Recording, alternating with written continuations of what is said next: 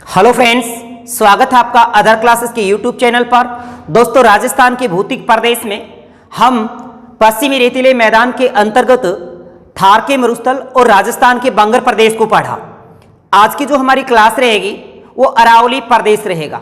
अरावली प्रदेश में हमें अरावली के संदर्भ में सारी बातें पढ़नी है कि अरावली की उत्पत्ति कहाँ से हुई है, अरावली के पिता किसको कहते हैं, अरावली की उत्पत्ति किस द्वीप से हुई है, या फिर ये कहें कि अरावली किन किन जल विभाजक का काम करती है, यानी किन दो जल तंत्रों को अलग अलग विभाजित करती है, इसका विस्तार कहां से कहां तक है, राजस्थान में इसका विस्तार कहां है, और अरावली पर्वतमाला के अंतर्गत अरावली के अंतर्गत कौन कौन सी पर्वतें चोटियां हैं, इनको अपन सविस्तार पढ़ेंगे।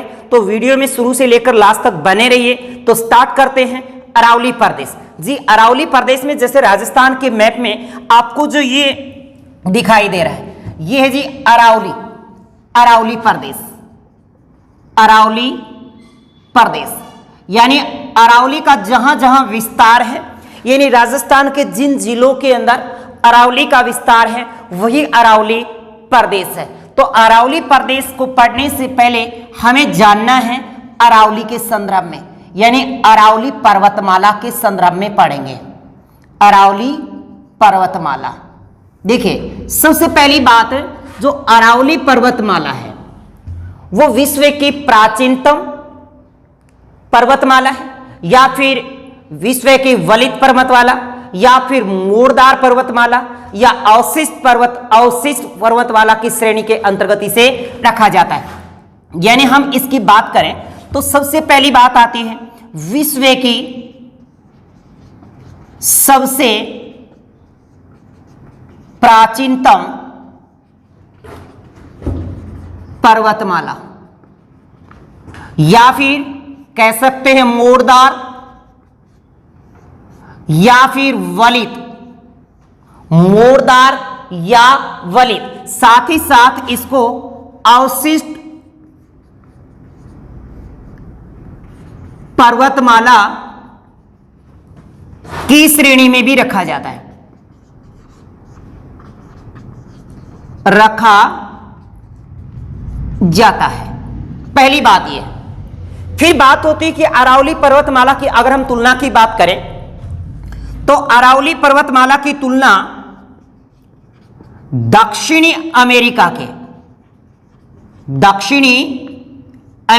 के अपलेशियन पर्वतमाला से की गई है। किससे? या अपलेशियन पर्वत से की गई है, यानी इसकी तुलना दक्षिण अमेरिका के अपलेशियन पर्वत से की गई है। यह बात तो कॉमन है। अब बात करते हैं इस अरावली पर्वतमाला की उत्पत्ति कहां से हुई है, किससे हुई है। आपने जब वेगनर का सिद्धांत पढ़ा था तो 1912 में जो वेगनर ने कहा कि संपूर्ण पृथ्वी एक पेंजिया थी जिसमें तैतीस सागर विद्यमान था। जब पेंजिया दो भागों में टूटता है, गोंडवाना लैंड या फिर दक्षिणी भाग जो उसका था, उत्तरी भाग और दक्षिणी भाग दो में टूटता है, गोंडवाना लैंड और तैतीस सागर में। तो उस समय हमने पढ़ा था कि अरावली पर्वतमाला की जो उत्पत्ति हुई है, वो गोंडवाना लैंड से हुई है। अगर गोंडवाना लैंड ना हो तो युग पूछ ले तो कह सकते हैं प्री कैम्ब्रियन युग में हुई है, प्री कैम्ब्रियन युग। अगर प्री कैम्ब्रियन युग ना आए तो कह सकते हैं प्रागैतिहासिक,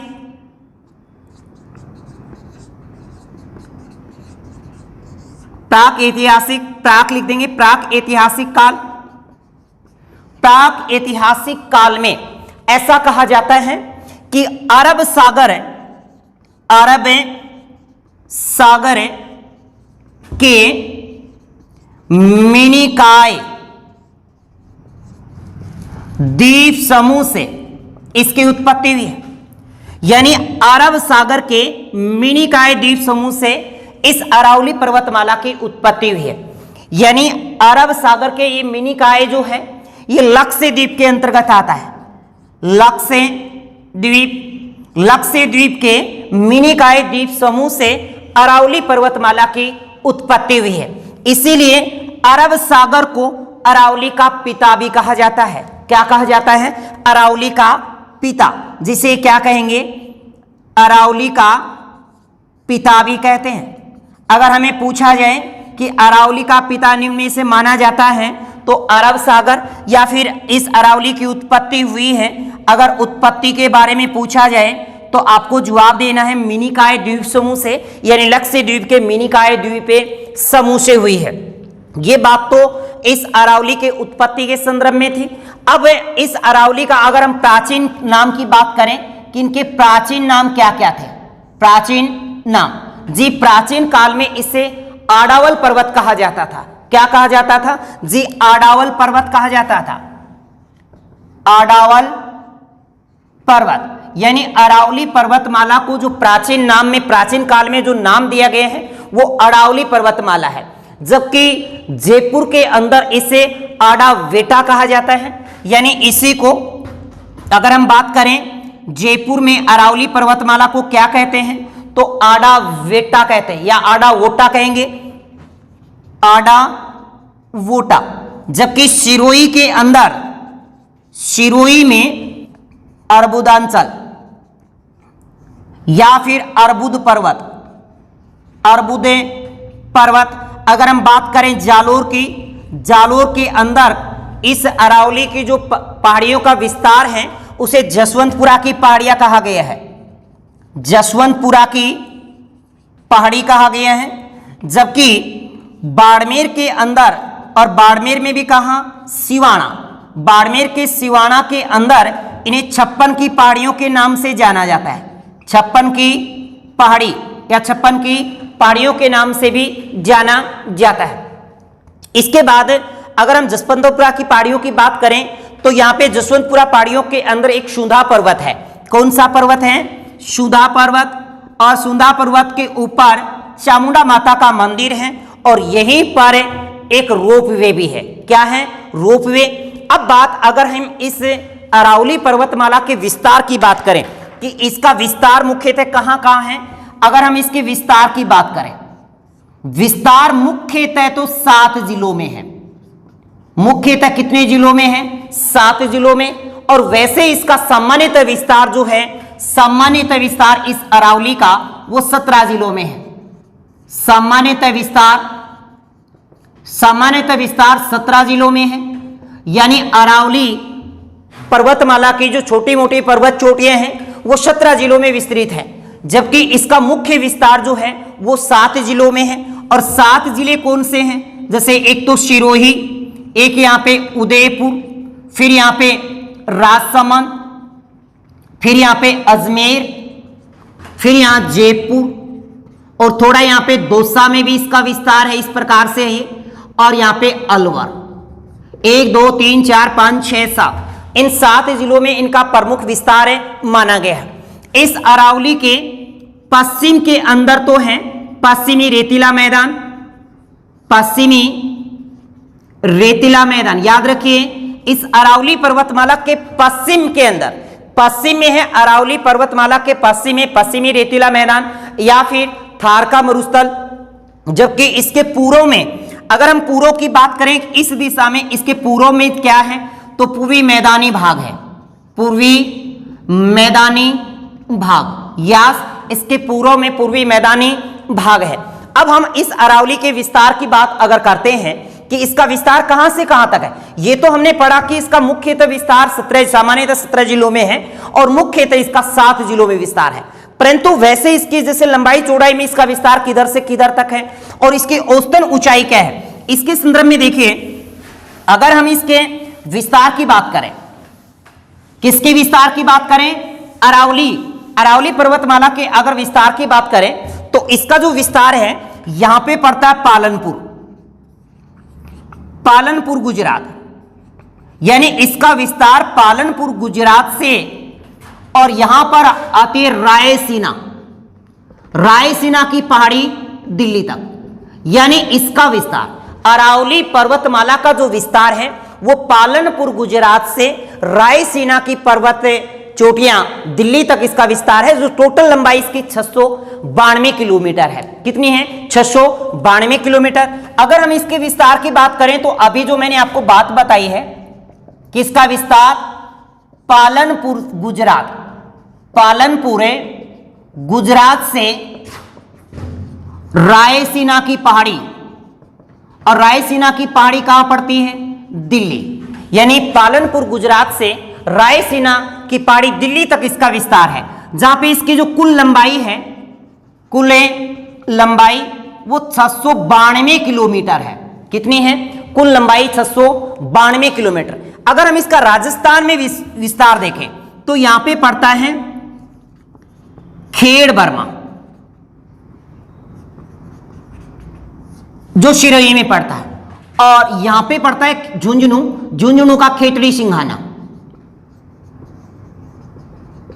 खेतड़ी सिंघाना, यानी झुंझुनू के खेतड़ी सिंघाना तक इसका विस्तार है। कहां से लेकर राजस्थान में अगर विस्तार की बात करें, इसके अगर राजस्थान में विस्तार की बात करें अपन, राजस्थान में विस्तार कहां से कहां तक है? जी, राजस्थान में अरावली पर्वतमाला का जो विस्तार है वो खेड़ बर्मा से रायसीना नहीं सॉरी खेतड़ी सिंघाना के बीच का है। यानी इसका विस्तार देखा जाए तो है खेड़ बर्मा सिरोही से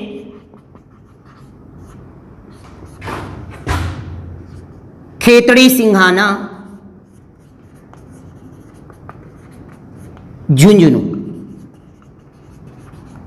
खेतड़ी सिंघाना झुंझुनू, और इसके जो राजस्थान में जो लंबाई है, याद रखिए ये पेपर में काफी बार पूछा गया है, राजस्थान में लंबाई, राजस्थान में अरावली पर्वतमाला की जो लंबाई है वो कितनी है? यस, टोटल लंबाई पूछे 692 बतानी है। अगर राजस्थान का नाम आए तो 550 किलोमीटर है, 550 किलोमीटर। यानी ये कुल लंबाई का, कुल लंबाई यानी 692 का ये 79.48% है, या ये कहें कि राजस्थान में इसका विस्तार लगभग 80% है, 80% है। कितना है? 80%। यानी इसके विस्तार की बात करें तो पालनपुर गुजरात से रायसीना की पहाड़ी जो दिल्ली तक है, इसके जो कुल लंबाई 692 है, जबकि राजस्थान में अगर इसका विस्तार करें देखें तो खेड़ बर्मा सिरोही से खेतड़ी सिंघाना झुंझुनू तक है, जहां से इसकी टोटल लंबाई यहां से यहां तक की देखें, यहां से लेकर यहां तक है तो यहां पे 550 किलोमीटर है, जो लगभग 80%, टोटल का कितना है? 80%, मतलब टोटल का 80% लगभग 80% के समथिंग, और इसका फिक्स डिजिट देखा जाए तो 79.48% है, यानी 79.48 है। ओके, अब बात करते हैं, हमने राजस्थान में इसकी लंबाई देखी 550 है, विस्तार पढ़ा खेड़ बर्मा सिरोही से लेकर खेतड़ी सिंघाना झुंझुनू तक, जबकि कुल अगर विस्तार देखा जाए तो पालनपुर गुजरात से लेकर रायसीना की पहाड़ी दिल्ली तक इस 692 किलोमीटर में इसका विस्तार है, जबकि राजस्थान में 550 है, जो टोटल लंबाई का यानी इसकी कुल लंबाई का लगभग 80% है। जबकि इस अरावली पर्वतमाला की बात करें तो इस अरावली पर्वतमाला के ऊपर कुछ छोटी पर्वत चोटियां और कुछ बड़ी पर्वत चोटियां, ऊंची पर्वत चोटियां हैं। तो इस छोटी और बड़ी सभी का औसतन अगर औसत निकाला जाए तो इसकी जो औसतन ऊंचाई मानी गई है, औसतन है ऊंचाई, अरावली पर्वतमाला की औसतन ऊंचाई 930 मीटर मानी गई है। इंपॉर्टेंट डिजिट है, याद रखिएगा कि अरावली पर्वतमाला की औसतन ऊंचाई कितनी है, तो हम औसतन ऊंचाई बताएंगे 930 मीटर। कितनी? 930 मीटर।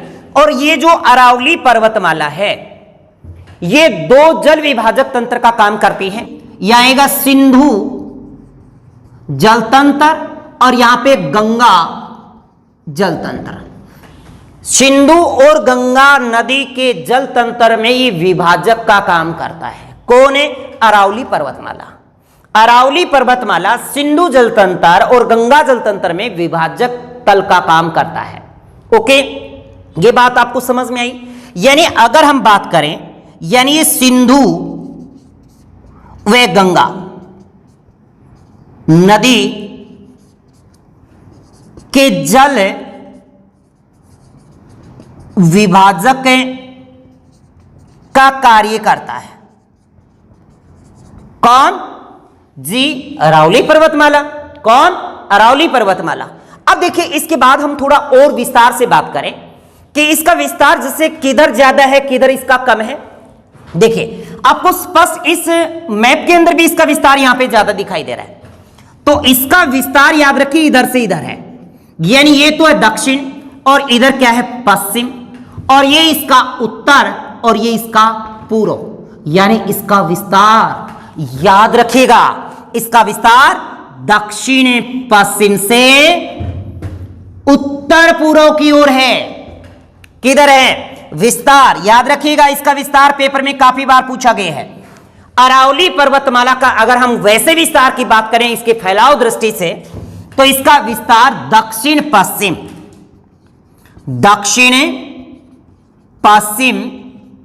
से उत्तर पूर्व में है, जबकि दक्षिण पश्चिम में इसका विस्तार अधिकतम है। दक्षिण पश्चिम में इसका विस्तार क्या होगा अधिकतम, और उत्तर पूर्व में, ये उत्तर है और ये पूर्व, उत्तर पूर्व में इसका जो विस्तार होगा वो न्यूनतम होगा। क्या होगा न्यूनतम, यानी दक्षिण पश्चिम में विस्तार अधिकतम और उत्तर पश्चिम में विस्तार न्यूनतम, या फिर कह दें कि इसका विस्तार जो है दक्षिण पश्चिम से उत्तर पूर्व की ओर है। ओके, ये बात भी याद हो गई हमें। दक्षिण पश्चिम उत्तर पूर्व वाला, यानी ये पूछ ले कि अरावली पर्वतमाला का सर्वाधिक विस्तार किधर है, तो दक्षिण पश्चिम में, न्यूनतम किधर है उत्तर पूर्व में है। अगर हम जिलों की बात करें, किसकी बात करें जिलों की, यानी किस जिले में इसका सर्वाधिक विस्तार है और किस जिले में इसका न्यूनतम विस्तार है। जी उदयपुर के अंदर, किसमें उदयपुर में इसका सर्वाधिक विस्तार है, सर्वाधिक विस्तार याद रखिए उदयपुर जिले में इसका सर्वाधिक विस्तार होगा, और न्यूनतम विस्तार इसका यहां पर पड़ता है अजमेर। क्या पड़ता है अजमेर। तो सर्वाधिक विस्तार इसका उदयपुर जिले में और न्यूनतम विस्तार इसका, न्यूनतम विस्तार जी न्यूनतम विस्तार इसका अजमेर में होगा। कहां होगा अजमेर, याद रहेगी बात, न्यूनतम विस्तार कहां रहेगा अजमेर में रहेगा। न्यूनतम विस्तार के बारे में हमने पढ़ा। अब हम बात करें कि अरावली पर्वतमाला की सर्वाधिक ऊंचाई किधर, सबसे ऊंचा स्थान कौन सा है और सबसे नीचा स्थान कौन सा है, यानी इस अरावली पर्वतमाला का सबसे ऊंचा स्थान, अरावली पर्वतमाला का सबसे ऊंचा स्थान है माउंट आबू। माउंट आबू जो शिरोई में पड़ता है, सबसे ऊंचा स्थान है माउंट आबू। जबकि सबसे नीचे की बात करें, सबसे निम्नतम स्थान, सबसे नीचा स्थान जो है इसमें वो रहेगा पुष्कर, और पुष्कर पड़ता है अजमेर में। अब बात करते हैं दोस्तों इस अरावली पर्वतमाला की भूगर्भिक उत्पत्ति कैसे हुई, इसकी भूगर्भिक स्थिति कैसे है, ये किससे बना है, यहां पे इसका क्षेत्रफल कितना है, यानी राजस्थान के कुल क्षेत्रफल का कितना है, राजस्थान की कुल जनसंख्या की कितनी जनसंख्या यहाँ पे निवास करती है, यहाँ की जलवायु कैसी है, यहाँ की वनस्पति कैसी है, इसके संदर्भ में देखिए अब थोड़ा चर्चा करते हैं कि यहाँ की जलवायु कैसी है और यहाँ की वनस्पति कैसी है, और यहाँ की इस अरावली पर्वतमाला की भूगर्भिक दृष्टि कैसी है, यानी भूगर्भिक उत्पत्ति बात करें। अरावली पर्वतमाला की भूगर्भिक उत्पत्ति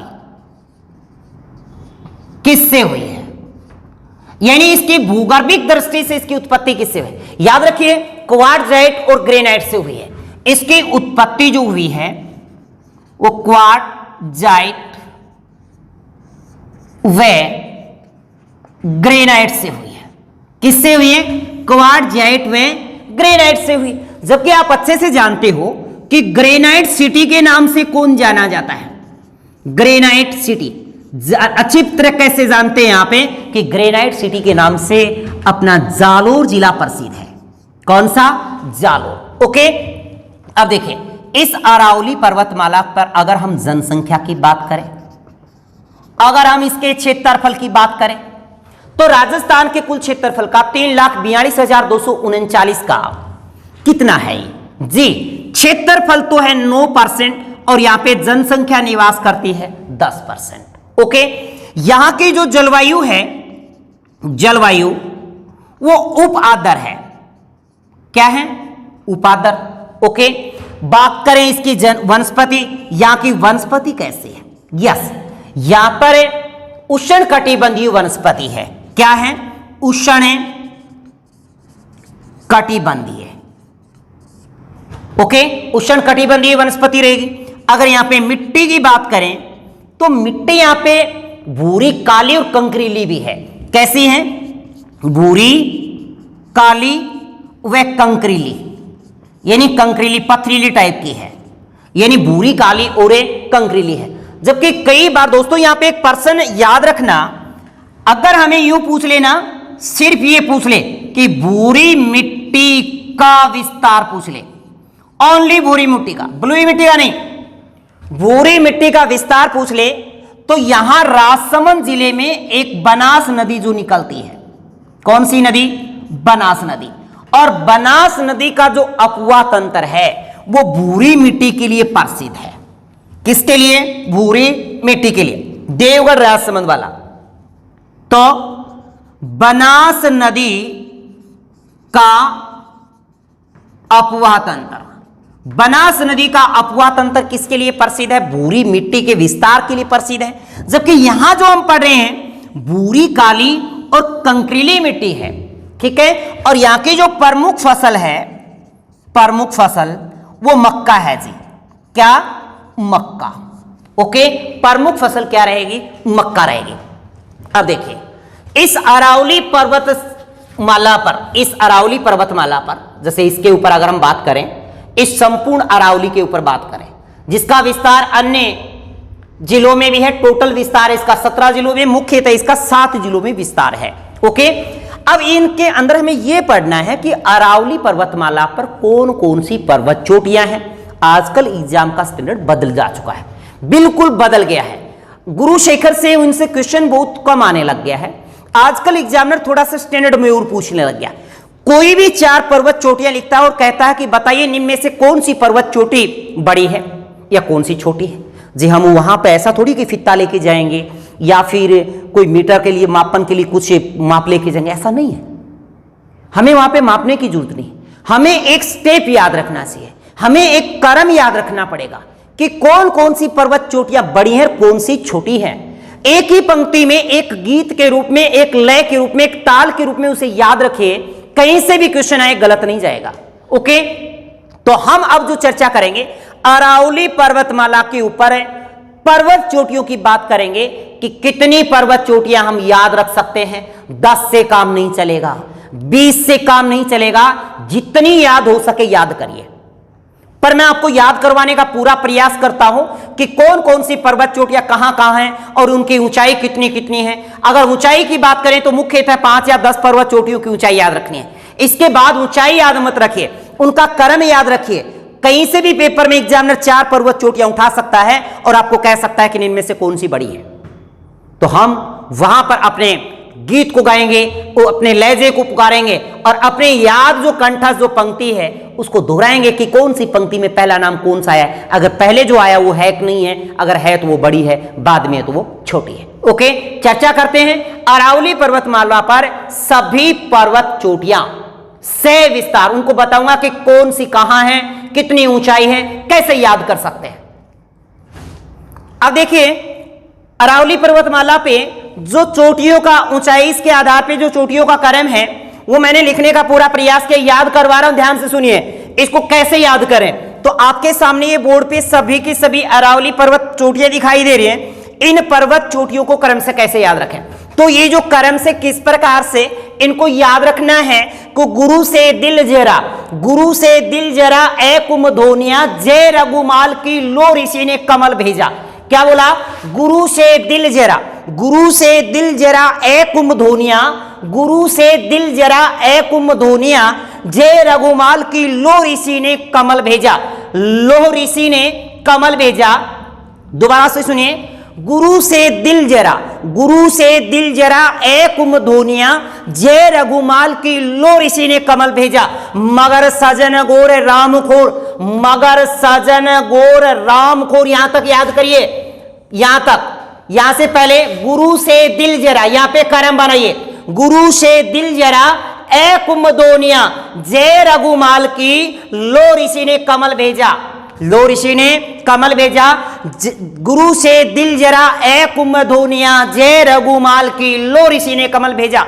मेरे साथ साथ बोलिए, गुरु से दिल जरा ए कुमधोनिया जय रघुमाल की, लो ऋषि ने कमल भेजा। मगर सजन गोर राम खोर, मगर सजन गोर राम खोरे, तारा ना भरा बबाली का, तारा ना भरा बबाली का, मन बैर भाण बीच में सिर आ गया, मन बैर बाण बीच में सिर आ गया, मन बैर बाण बीच में सिर आ गया। जय गढ़ नार गढ़ दम दम नेछुआ, ऐसे याद रखेंगे। दोबारा से सुनिए, सभी पर्वत चोटियां क्रम से याद हो गई हैं। गुरु से दिल जरा, गुरु से दिल जरा ए कुमधोनिया जय रघुमाल की, लो ऋषि ने कमल भेजा। मगर सजन गोर राम खोर, तारा ना भरा बबाली का, मन बैर बाण बीच में सिर आ गया।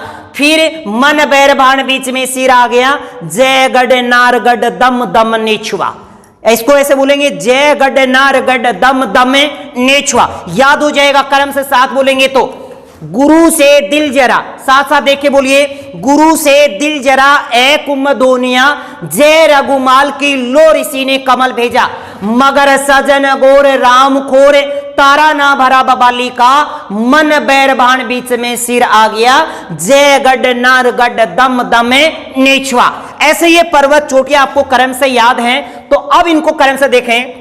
देखो, गुरु, गुरु से हो गया गुरु शिखर, गुरु से गुरु शिखर, गुरु से गुरु शिखर सिरोही, यानी गुरु शिखर कहां है? सिरोही में है। ऊंचाई कितनी है? 1722 मीटर, ये आया है 5650 फीट।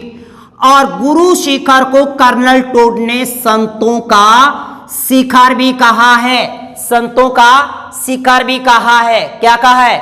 संतों का शिखर। किसको? गुरु शिखर को। किसने? कर्नल जेम्स टोड ने। किसने कहा है?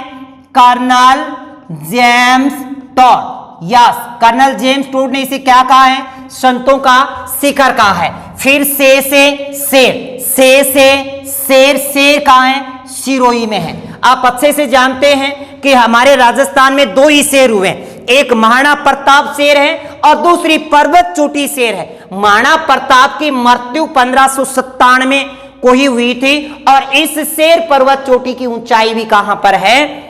कितनी है? 1597 मीटर है। और कहां पर है ये पर्वत चोटी? सिरोही में है।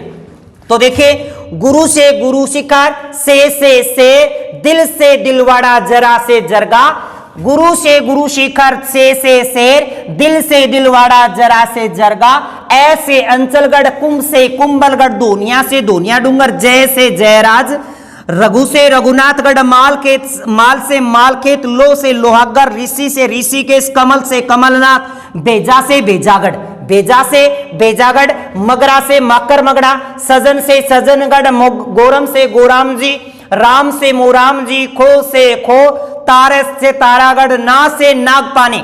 ये याद रखिए, पहले नागपानी ऊंची है और उसके बाद नाग पहाड़ी ऊंची है। पहले 1 नंबर पे ये है और 2 पे ये है।